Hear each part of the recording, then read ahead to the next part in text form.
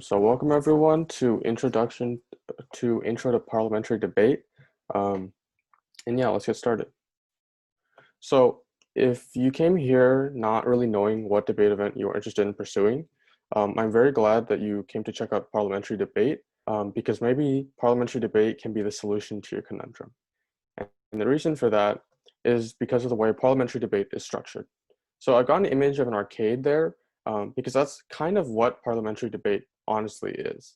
And what I mean by that is, as you may have heard me before, Parliamentary debate combines the three formats of policy debate, Lincoln-Douglas debate, and public forum debate. And the way this works is at competition, when you have rounds, which are basically each debate match you have. So unlike every other debate event, basically, well, I guess Congress excluded, unlike these three debate events, when you go to tournaments, you're debating the same topic every single round. But with parliamentary debate, that changes. Every single round, you're preparing a new topic. And so at the beginning of the round, they'll tell you if it's a plan round, a value round, or a fact round. And that's just sort of a precursor, and giving you a little bit of information of what kind of format to expect. Because in parliamentary debate, you kind of change your debate for each round depending on the type of round. And we'll get into the nuances of each round. But that means you have the opportunity to debate a plan in actual US policy. You have the opportunity to debate values and morals, like in Lincoln-Douglas debate. And you also have the opportunity to just debate hard facts and statistics, like in public forum debate. But before we get to all of the actual nuances of each type of round, let's quickly go over what framework is. So in parliamentary debate, framework, like most other events, is simply just clarifying what are the definitions, the observations, and then, yes, any clarifications you have for the round. So, for example, if the topic is this house should ban the right to bear arms, there's a couple of key definitions you need to make, particularly to the word arms. Now, I think when most of us read this topic and we think about what it actually means, a lot of you guys will know the right to arms is entailing weapons, it's entailing firearms. But if you don't necessarily define that, your opponents can counter define it, and they can say arms are your physical arms, and that completely changes the topic and substance of the round. And because you never gave a definition, you gave up the right to clarify that. So you need to be careful when with these topics, because they are never directly set in stone. There's just subtle manipulation you can do to rounds and to defining words to maybe gain a slight advantage. Okay, but now on to the fun part, the round types. So with a fact round, as this is public forum debate, which means you'll be talking about something in the context of net benefits, or whatever is the best option or thing for the most amount of people. And it's really a debate of whether something is good or bad. In a value round, again, it's like Lincoln Douglas. You're debating a value and a value criterion, just sort of these moral and philosophical views on society. And then lastly, with plan debate, it's sort of like policy debate. If you are on the affirmative, you are on the pro side, you'll be trying to give a plan that affirms the resolution, and you're saying yes, while the other side is trying to either attack your plan or propose an opposite solution. And you're trying to talk about what is good for society, what is something that we can do that will cause good change in society.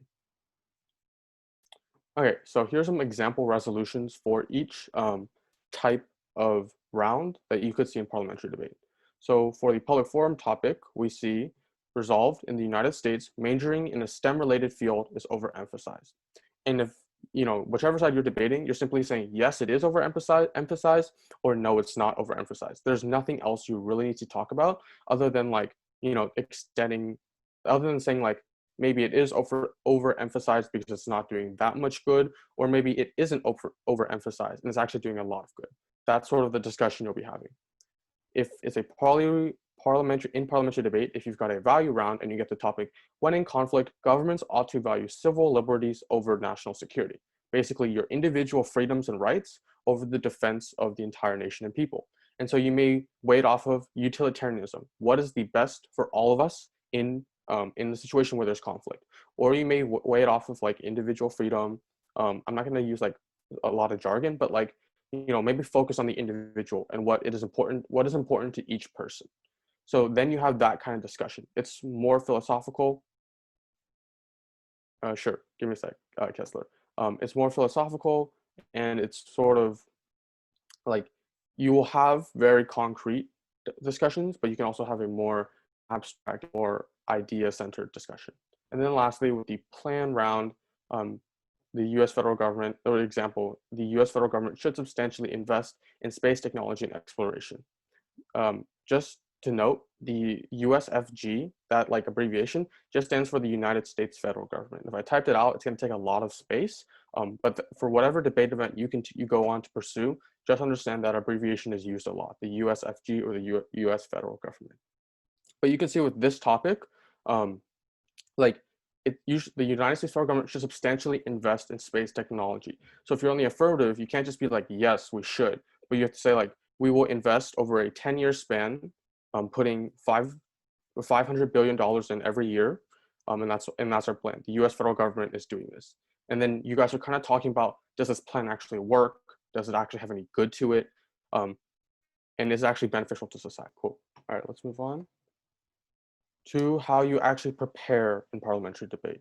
So as I mentioned, parliamentary debate will have a different topic for each round, which means that you can't pre-prepare. Unlike in every other single debate, you will have the opportunity to spend multiple weeks and hours planning out your case, strengths, kind of like figuring out what your arguments are, what is your evidence, how does it all fit together, all that stuff. You got plenty of time, and you can put in a lot of work.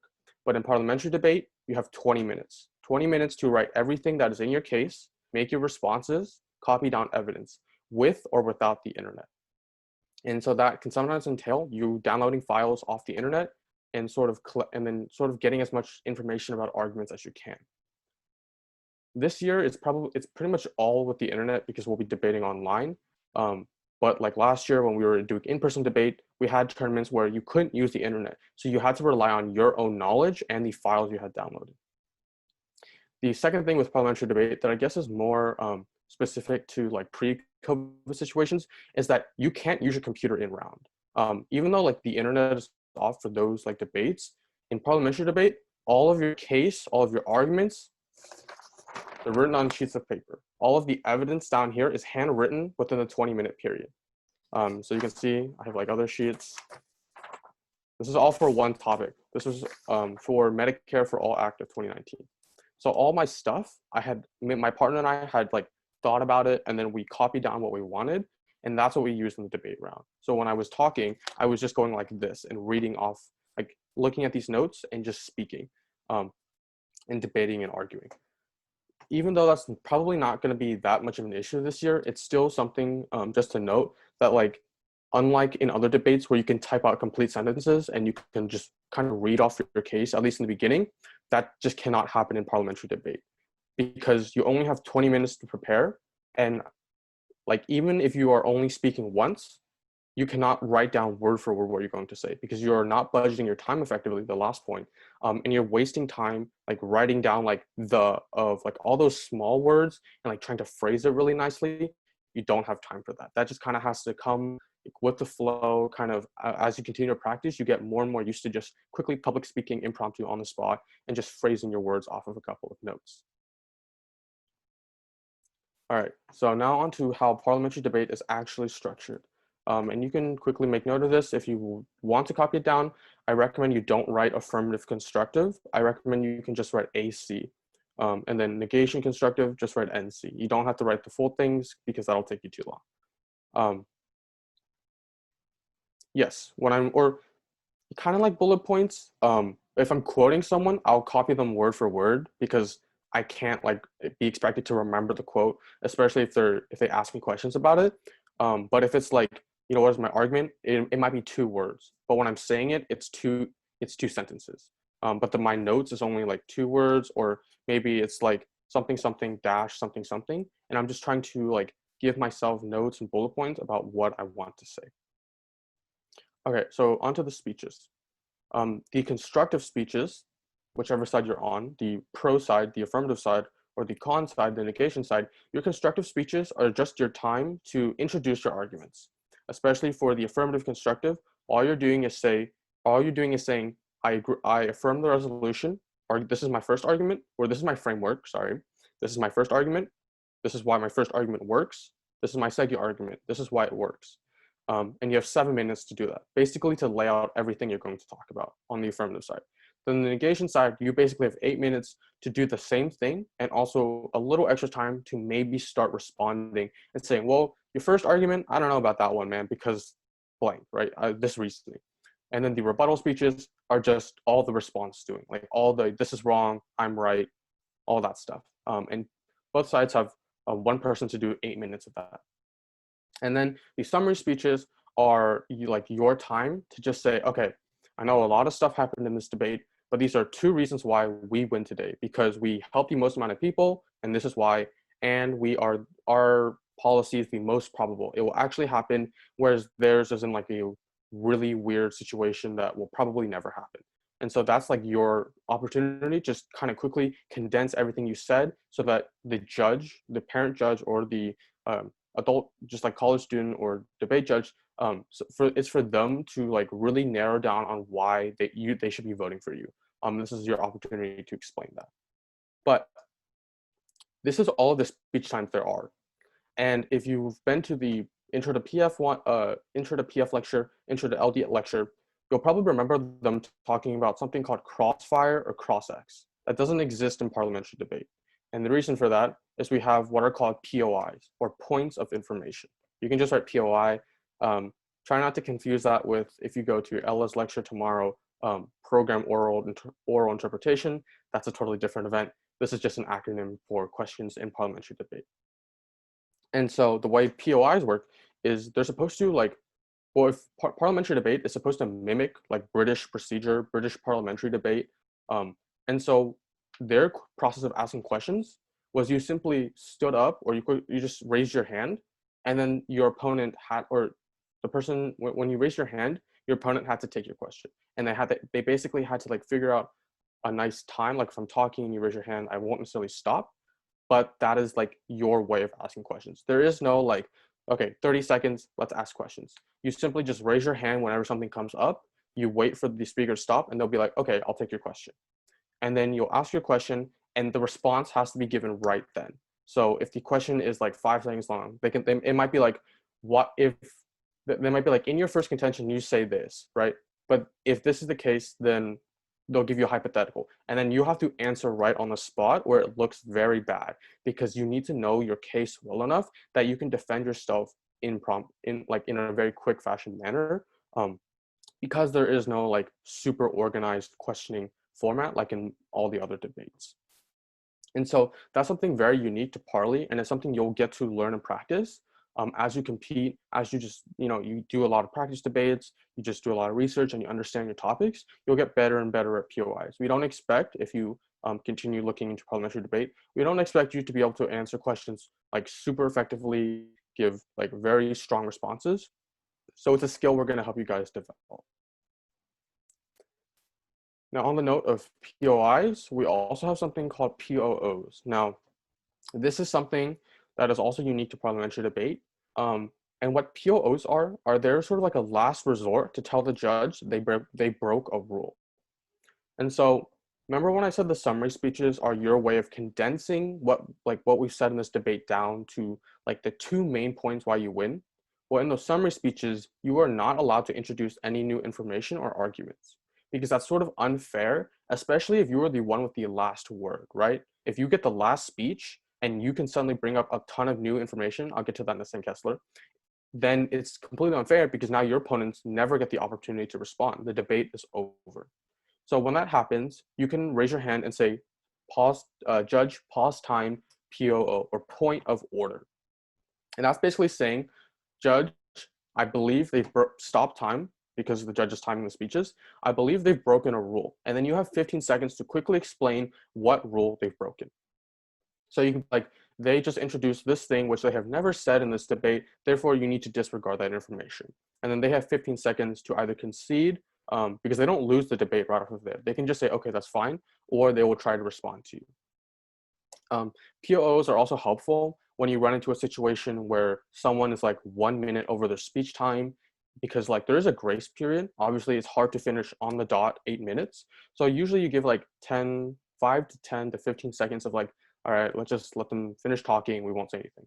But if they start pushing it, it's like 30 seconds overtime, 45 seconds overtime. Sometimes people forget, and I've done it before myself, where you're just talking and your phone turns off. And so you don't see your timer and you just keep talking and talking. Someone can definitely stop you and say, point of order, you're 30 seconds overtime and you have no choice. Obviously, that's like your reminder. That's like their way of saying, okay, stop talking. You like completely disregarded the time rule, right? There is no minimum amount of time, but so I know you guys are probably, I mean, it can seem a little scary, like 7 minutes just straight speaking or 8 minutes straight speaking. Don't worry about that. I had the same like worries when I started parliamentary debate freshman year. Um, and you'll be able to push that time limit as you practice and as you continue to speak more. We are not expecting you guys, if you join the team and you like, maybe start competing, start practicing, we aren't expecting you to give an 8-minute rebuttal speech. Most of the time, we're going to condense the format, make it a little easier on you, and sort of like let that be a shorter ceiling to reach. So instead of 8 minutes, we'll condense it down to, let's say, 3 to 4 minutes, right? And then the next week, we'll do 4 minutes again. And then the next week, we'll expand it to 5 minutes. And we'll allow you to slowly progress. Because something that I will 100% testify to, I don't have enough time. Like you would think, like maybe, oh, 8 minutes, that seems like a lot of talking. But when you really delve into a topic and you'll see that there's so much information, the time just doesn't feel enough. And that's sort of the level we want to push all of you guys to, because we want all of you to be able to really delve into topics and be able to talk about them for a lot of time, but then be able to really like cut out all the stuff that like is kind of fluff, it's kind of extra, and really just get to the arguments and explain why your side is important. And so that's like, obviously why there's time limits. Okay, so I have another practice round. I have all notes from a practice tournament. So I'll give you sort of a demo of what parliamentary debate is kind of like. Note that if you want to look, these are all notes. There's like a quote. Yeah, there's a quote from the Vox Sentencing Project, and there's some other information on there, but there are no complete sentences, and I'm like kind of filling it all in. So you can kind of see how like that works. And then we're going to go to a practice time. I'm not really going to make you guys speak. It's just sort of, let's give you a random topic and I'll give you some time to sort of prep that topic out, come back, and then we can talk about it. So here's your quick demo for one argument. We strongly negate private prisons ought to be abolished. Our first argument is of overcrowding. What happens when you abolish these prisons and basically you have to let all these inmates, where you abolish these prisons, basically where do these inmates have to go? Well, inevitably they have to get shoved back into public prisons, and that's the problem. 121,718 inmates, or about 8.2% of the US prison population, are incarcerated in private prisons according to the Vox Sentencing Project.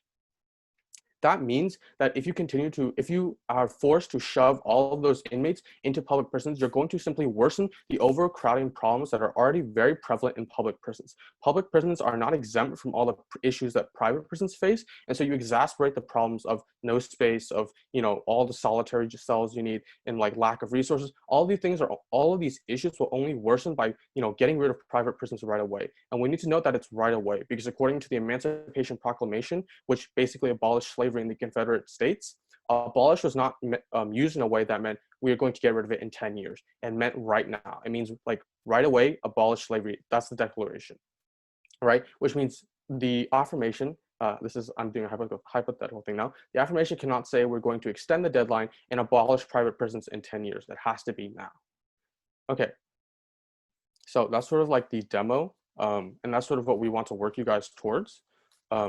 With practice and with like some notes by your side, hopefully we will eventually get there in a few weeks or a few months, and you'll feel more comfortable as you debate. Also, don't worry about like hitting the time cap. No worries, Vivian. So yeah, don't worry about hitting the time limits. We will slowly work you guys towards there, and let's do some practice. So I've got two topics for you guys. Resolve the United States federal government should lower the voting age to 16, or resolve charter schools do more harm than good. If you guys could type 1 or 2 in the chat for the topic you prefer the most, I'm gonna do breakout rooms, and then, so what I would like you guys to do after I open breakout rooms is you have all access to the internet. I will give you guys 15 minutes because we're closing in at 3:35. So we'll recall around 3:50.